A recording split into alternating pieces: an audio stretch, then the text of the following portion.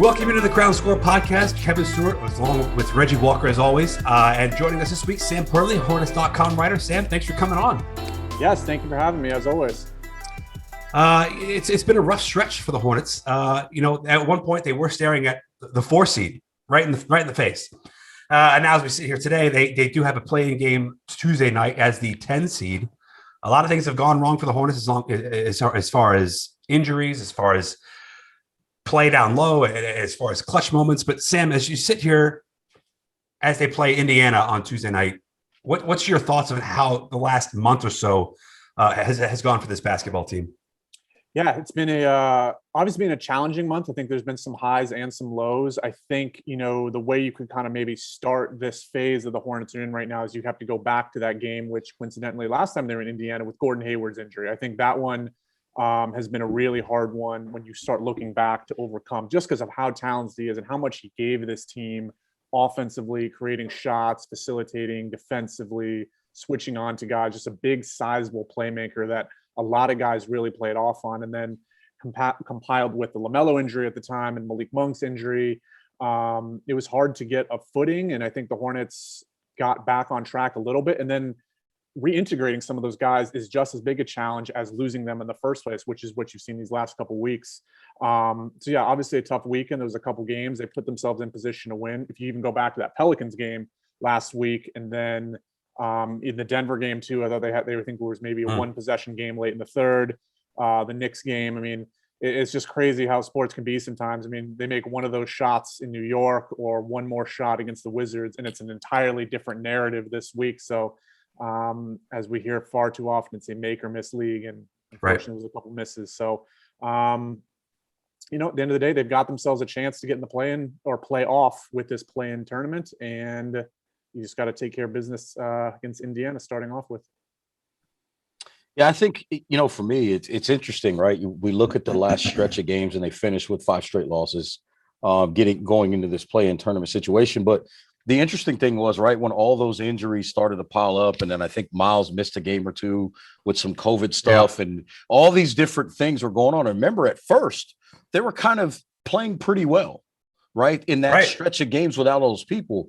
And we everybody, right, kind of assumed that when everything happened, it would be a fast free fall. And it wasn't. And I think it was one of those things where it was like, okay, so the fast free fall is not coming. And then at the end, it started to kind of add up because the attrition, guys were kind of worn down a little bit, beat up a little bit. And so then they have the really awful stretch at the end, losing 5 straight games. So it was kind of one of those things where it was like, we thought it would come sooner. It still came. It just came at really the worst time. But the way they were able to, and I look at it like this, they found a way early in that stretch of games without guys and injuries and different things going on. They found a way early to steal 1 or 2, which allowed them to still get in to this play-in situation. Remember, this is a young team. This is a team that still has some holes. So at the end of the day, I like what James Borrego was saying over the weekend is, look, yeah, we got to find another gear, but all of this is good experience. I mean, this team has essentially been under the gun, right, to win, to stay alive for the better part of almost a month. And so I think this is going to bode well for young players as a whole, because they're going to learn that every game is going to matter. Every possession is going to matter, and every stretch. You can't go long stretches. And I think Del Curry said it on Sunday during the game. He's like, yeah, they're playing well, got a nice lead. What you can't afford to do is have long stretches of poor possessions. And you look at that, you find a way to, essentially not defend really well, obviously in the fourth quarter, and you end up losing the basketball game. And you're now really at the back of the line with your back completely against the wall. But if there's one thing we've figured out with this team and this organization all year, this year, they will fight. Yeah, I mean, they fought hard all year. They play hard for James Borrego, and it's quite obvious. But tomorrow night or Tuesday night will be a big challenge against the Pacers. And Sam, how do you like this matchup? And if they do get by Indiana, who do you like better chances for the Hornets advance to the playoffs against? Like, would they match up better against Washington or Boston? What's your opinion? Well, I actually like this matchup against Indiana. They've beaten them once at home earlier in the season with both squads are kind of in full health, and they beat them again in April. I think it was the game Gordon Hayward got hurt, and I think a lot of guys really stepped up. I don't think Malik was available for that one either. Miles had a really big game off the bench. It was a really well balanced performance. Indiana's kind of going through challenges of their own right now. They were in the playoffs last year. I think they were like a 4 or 5 seed and got swept. They've had injury issues. Malcolm Brogdon has not played for a long time. He's been out for, I think, 9 or 10 games now. Miles Turner's been out. Aaron Holiday has been out. Jeremy Lamb's been out recently. That being said, Domantas Sabonis is playing exceptional right now. I think he's averaging a triple-double in May for a center, which is just incredible. I didn't believe it when I looked it up. I was like, oh, my goodness. And Karis LeVert as well, a guy that they got midseason that had a health scare. They got from Brooklyn, is back on track and playing really well and kind of taking on some of that load that Brogdon has not been able to do since he's been out. So I like this matchup for him. I really do. I think they've played well against Indiana, and something about this Pacers squad has brought out the most of the Hornets this year. They played 3 really good games against Indiana. If you can take care of business, I think, I don't know if you can be too picky about who you take on in Boston or Washington. I would say that the Hornets' track record at TD Garden in the last few years has been really bad. They've lost, I think, 8 or 9 in a row in Boston. And there would be something sweet about taking care of business against the Wizards after how the game transpired on Sunday to seal. I think that would be kind of cool to, if you do take care of the Pacers, going back and beating Washington again after you kind of let that one slip away on Sunday would be really cool. But whoever it is, I mean, you're going to face 2 of the 3 teams and you're going to have to win both of them. So I don't think the team will be too picky about who they face on Thursday if it gets to that point. No, I'm glad you mentioned. Oh, sorry, Rich. I'm sorry. I'm glad you mentioned Sabonis because the Hornets have really had their issues at the 5 position, handling size. I mean, you look at Robin Lopez on Sunday. I mean, Robin Lopez was 9 of 11. Any team that seemingly has a capable big man has really outmuscled the Hornets underneath the rim. I mean, you go back to Vucevic with the Bulls, Nerlens Noel with the Knicks. I mean, they've really had trouble handling size, but James Borrego's kind of throwing everything at the kitchen sink here, trying to make something work. And it hasn't worked yet, but maybe we'll get something Tuesday night against Sabonis. Well, I think they're going to have to find a way, right, against Sabonis. Now, the positive to me is even though they're going to have to figure out how to deal with Sabonis, I feel like the Hornets and their athleticism on the perimeter, they can certainly match up with and I think get the better of Indiana in that regard in a lot of ways. But you're right. They're going to have to figure out how to slow the big guy down inside. Now, the positive is, if you're looking at it from a Hornets perspective, if Miles Turner is not there, that makes your life a lot easier because you don't want to have to deal with both of those guys, right? So from that standpoint, there it is. And I think if they can get past that game, I'm with you, Sam. I think probably not just because of what we saw on Sunday, but I think the better matchup for the Hornets is Washington. And the reason why I say that, when you think about what Washington has, and I'm not taking anything away from these 2 guys, Bradley Beal and obviously Russell Westbrook are unbelievable talents. And Beal with 1 hamstring is unbelievable. He was correct yesterday. But everything else, it's not like there is a dominant big guy inside for Washington. It's not like they have another wing that's hard to guard. All of those types of things in Washington, you got to figure those 2 guards out and then just kind of hold your water inside, because Rui Hachimura is not a guy they're going to dump it into him 40 times and he's going to hit you for 35 and 12 or something like that. They're not built like that to really, really hurt the Hornets inside. Whereas on the flip side, if you look at a team like Boston, if you put the wrong guy on them, if you don't match up right, Jason Tatum can beat you by himself posting up. I looked at, watching him down the stretch of the season as well. Jabari Parker's playing some decent minutes for Boston as well. Another guy that's been around this league, kind of knows how to play and can get some things done in that mid-range game and getting towards the basket, which is where, again, the Hornets have generally had some of their biggest issues. So to me, I think after the Pacers, if they can find a way to slow down Sabonis enough and get what they need on the perimeter and basically outwork Indiana outside and get past them, I think Washington may be a better matchup. But I think that to Sam's point, they'll have that added motivation to beat them as well. I think real quick too, something that'll be interesting with this play-in tournament and the dynamics of it, having the 9-10 right now, whoever wins, obviously, I don't know if it's going to have momentum going into that next game, but you got to think of the mindset of the teams in the 7-8. You go into it thinking, oh, we just got to win one of these two. Well, whoever loses that, it goes from winning one of two to, we got to win one of one. That mindset and that dynamic and your thought process shifts very quickly in 2 days. Whereas if you're in this 9-10 game, you enter with, we've got to win both these games, obviously starting with tonight, but does, sort of like the thought process, if you win that 9-10 game, okay, we're in house money right now. Let's stay relaxed, stay going into this. All the pressures on that team that's in that 7-8 that just lost because they went from having to win one of two to now having to win one of one. So I think that'll be interesting to see if that comes into play. It could be in the East, it could be in the West too. Same situation is how, if we're going to see someone from that 9-10 that gets on a little bit of momentum, winning that first game, if they can kind of take advantage of the team that slips in that 7-8 matchup. And Sam, let me ask you this as a backhanded question, and this is kind of takes it away from the Hornets, but the league in general, right? When you look at this play-in situation, right? And I guess you can use the Lakers or let's use Brooklyn as the example, right? Not only do they probably don't know who they're going to play at this point, but the positive for them is, right, with this play-in tournament, instead of a couple of days before the playoffs beginning after the regular season, there's nearly a week. And so for some teams that are kind of beat up going down the stretch to get these extra days, how valuable is that if you're already in the playoffs, even all the way down to the 6th seed, right? They're sitting and waiting as well because they have to wait for the play-in tournament to finish. It's actually a good point. I didn't even think about that too. Me either. Yeah, if you're one of these like Sixers or Nets or anything, particularly the Nets, they need to be healthy.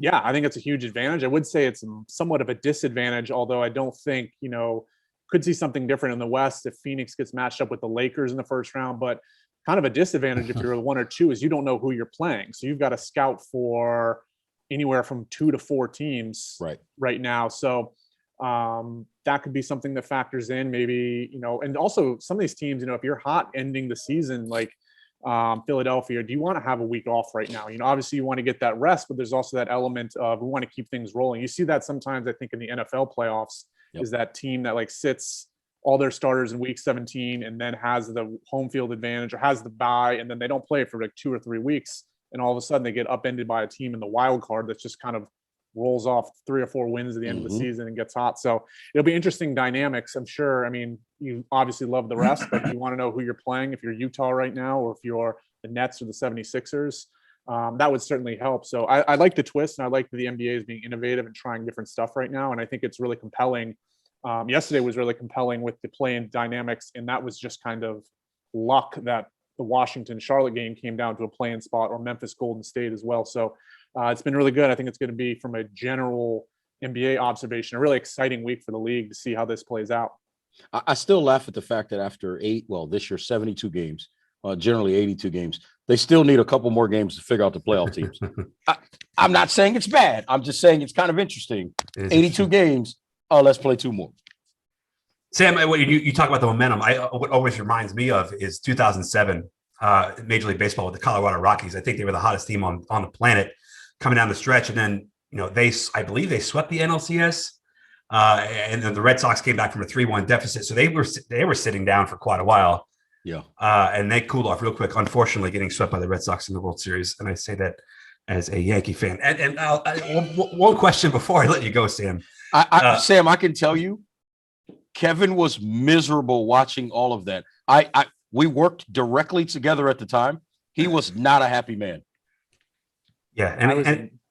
Go ahead. I was in school in New England at the time. I grew up as a Mets fan, so not as hard a dislike of the Red Sox, but being in New England and just hearing Red Sox left and right, and Patriots at the time too. I think that was maybe the year the Patriots were 16-0. It was a bit much. I think I was rooting for the Rockies at that point too, but it obviously did not happen. Yeah, the Patriots were 16-0, but they finished 19-1. That's true. Yes. But before shout out to Jason Alford. Jason Alford in the building, please. He had a big sack against Brady late that Super Bowl. Sam, before we let you go, I wanted to ask you about the article you wrote last week about LaMelo Ball and how he captured a whole country, so to speak, in Australia. I mean, it really felt like that when there was a lot of work behind that, and it was really well done. And you really get a sense of kind of the life that LaMelo brings. And I kind of feel bad for him in a way this year because he hasn't had a chance to really gasp a full 18,000 fan packed arena the way that he gasped. I gasp watching him play every night. Yeah, no, thank you for the feedback. Yeah, it did.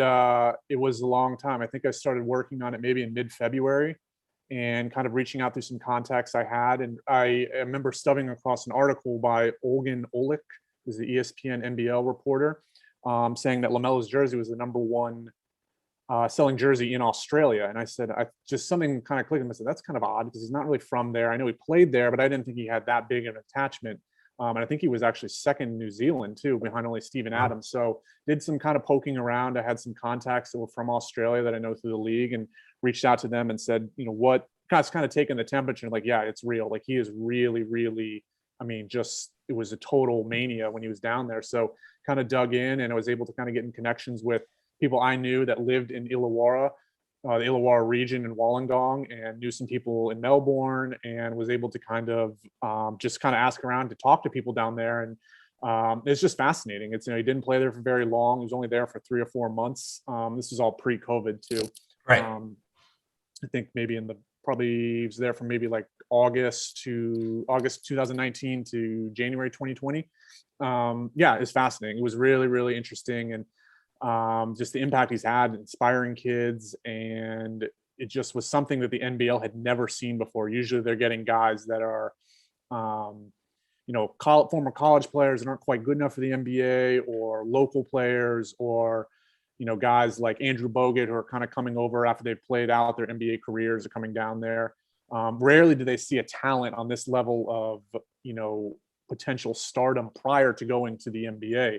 And the Next Stars program down there did a phenomenal job of kind of showcasing this talent, along with RJ Hampton was there too. And they've got another guy this year in Josh Giddey, who is also a, potential lottery selection. So there's a lot of talent in Australia. Basketball is really, really getting big there, NBL and NBA. So it was really, really interesting. I really enjoyed kind of putting it together and meeting some of the people and learning how much impact LaMelo Ball had on a completely other side of the world prior to coming to Charlotte. Yeah, and it's going to be great. When we can get 19,000 fans in Spectrum Center, and kind of get that first real taste of firsthand excitement that we didn't necessarily have this season.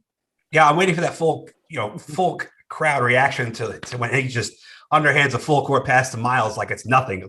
He plays with such a casual confidence. It's just really special. Yeah, that's a good way to put it. Casual confidence for sure. And the NBL, the stadiums aren't nearly as big, but I think they sold out there. They were selling out everywhere he was going. They were selling out Sydney, Melbourne, wherever else to play in New Zealand. Like it was complete, just every other ad on the sports channel, kids wearing jerseys, autographs. He was completely embraced. And he is kind of up there in that relevance of how they treat Ben Simmons or Andrew Bogut or Patty Mills. Like he's on that level of, acceptance in Australia, despite being from America and not playing there for very long. All right. Here's Hornets.com writer Sam Perley. Sam, thanks for coming on. And hopefully we have some extended play in with the Hornets coming forward. Yes, absolutely. Thank you for having me. And yeah, hopefully it's got a few more games coming down the pipeline this season. Appreciate you, Pearls. Thanks, Sam. Thank you. So while the Hornets face a play-in game tonight in Indiana on Tuesday, the Panthers schedule was released last week, and a lot of games kind of just jump off the page at you. Obviously, you have the week opener, Sam Darnold against his old team, the Jets. You have Cam Newton and the Patriots coming back here in week 9, and you wonder if Cam's even going to be the starter by that time. But Reg, you look at the schedule, and we're not going to do a 3-hour breakdown like some networks did. What's the game that kind of jumps off the page at you and kind of intrigues you the most? And I know some people may say this is lazy, but I think it's the first one. I think it's Sam Darnold against the Jets. I think it's one of those games. It's going to be the first time, right, where the gloves are off and people see whether or not him and Joe Brady are going to mesh well. Or at least they're going to start to project whether or not they're going to mesh well. I think if he goes into that game and struggles against the Jets, and remember, this is a Jets team with a new coaching staff, new philosophy defensively. So he doesn't necessarily know what to expect. Joe Brady doesn't necessarily know what to expect from this Jets defense. So If Sam Darnold, I think, struggles in that game and has one of those kind of performances, I think the conversation, right, where it's been largely positive because so many people wanted to move on from Teddy, where it's been largely positive about Sam Darnold. I wonder where that conversation will go if he comes out in that first game and loses to his old team. Yeah, and I'll come back to that game in a bit. Obviously, the Week 7 game for me is intriguing when the Carolina Panthers go to New York, face Kelvin Benjamin and the Giants. Excuse me. Yeah, how about that? If he's still there. Now a tight end, I don't think he makes the team. I think he ate his way out of football for good. That's just me. But to me, the first thing that jumped off the page at me was look at the last 4 games of this schedule. 5. 4 of the last 5 are division games. Yeah. Right off the bye week. How about that? You're at Buffalo. Ooh. You're home against Tampa Bay. You're at New Orleans. I mean, they're not going to have Drew Brees, but the way things are going in the world, you think that the Superdome is going to be packed, and they have one of the best home field advantages, if not the best, with how loud that dome gets. Excuse me. And then they finish again at Tampa Bay. I mean, I think that puts a lot of pressure on the Panthers that come out of the gates on fire. And it goes back to your point with Darnold and right out of the gate against the Jets. I think the Panthers are going to really, if they really want to make the playoffs, and we don't know what's going to happen with injury. They got to stack up early, though. You got to put wins together early and often. Yeah. Because those last 4 are that's as tough of a stretch as you'll see. And to add to that, and I know we're talking about the last 4, and I mentioned 4 of the last 5 being division games. People can say what they want about Atlanta, even when Atlanta's been bad. They've given the Panthers hell. They can't beat Atlanta. Yes. And so at the end of the day, you go at Miami in week 12, then you hit your bye week in week 13. You come out of that, you got Atlanta, and then those last 4 that you just mentioned. I mean, that is a grind at the end of the year. All those division games, a lot going to be decided down the stretch. I love the way the schedule makers laid it out. There's some other teams in the NFC with some crazy schedules like that. I think the Washington football team, their last 5 games, I believe, are division games. Yeah, I believe so. Something quirky like that. So I love what the schedule makers did in packing these division games down the stretch. But if you're Carolina, you're a team trying to work your way back up, man, dealing with Tampa twice in the last 3 weeks of the season is not what you want. No, and they're going to have to put wins. That's assuming Tampa's as good as they were or close to as good as they were. I mean, they brought everybody back. I mean, right. and now they're going to have a full year. The whole team's there. They're going to have, the normal off season, you would think, with mini camp and OTAs and everything. And man, I don't see how Tampa Bay takes a step back this year. I mean, Tom Brady is almost immortal, and they're just, I don't know. I think the defense is going to get better. It got way better as the season progressed, and ultimately in the Super Bowl when they gave Patrick Mahomes absolute nightmares. I think getting Vita Vea back was huge for that football team. I mean, you get a guy back in the middle that can create havoc by pushing the pocket and or stopping the run by himself. All of a sudden, that defense looks completely different. Yeah. Speaking of the guys up the middle, Kayvon Short's still a free agent. I haven't heard anything about him, but might be worth looking at at a bargain to keep building that defensive front. Yeah, and he wouldn't be a bad guy to have in that locker room to teach these young guys that they've brought in over the last couple of years how to do it, how to continue to work. Obviously, he was there last year, but dealing with injuries, probably wasn't around the facility as much, maybe as you would hope. So from that standpoint, you would love to see him maybe come back, even if nothing else, to be that kind of leader in the locker room type of guy to understand and help teach these guys how to work and how to approach the game. Yeah. All right. That's going to do it for this Ground Score podcast, Reggie. Thanks for coming out today, and we'll see you next time. Yeah, man. I'm looking forward to it. Shout out to our boy, John Ellis. We love you, man. Yeah, we miss you, John. Hopefully we'll see you soon.